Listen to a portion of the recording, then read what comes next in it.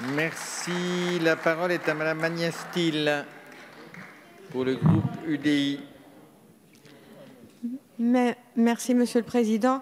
Monsieur le Ministre, la restitution des biens culturels au Bénin et au Sénégal me pose quelques questions que je souhaite partager avec vous. Une question d'ordre juridique concernant la violation du principe d'inaliénabilité du patrimoine. Ce qui appartient aux collections nationales appartient aux Français, à tous les Français.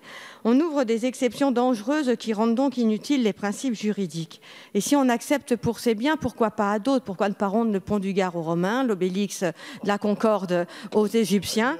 Mais la Belgique nous a réclamé les tableaux de Rubens et on les a refusés.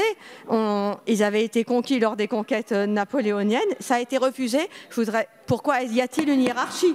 Pourquoi pour certains pays et pas d'autres?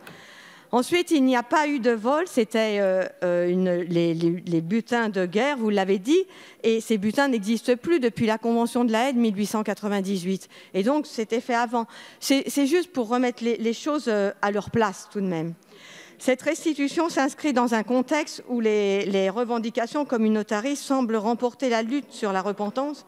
Et je crains que ce projet de loi alimente une victoire idéologique. Je ne suis pas sûre que l'on envoie un bon message aux indigénistes qui déboulonnent les statuts de Colbert, ou simplement envoyer le message qu'il suffit de réclamer et d'obtenir.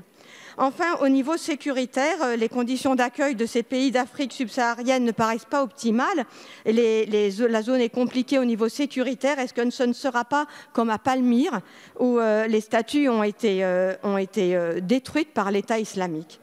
A-t-on des contreparties là-dessus et des réponses à ces questions? Je vous remercie.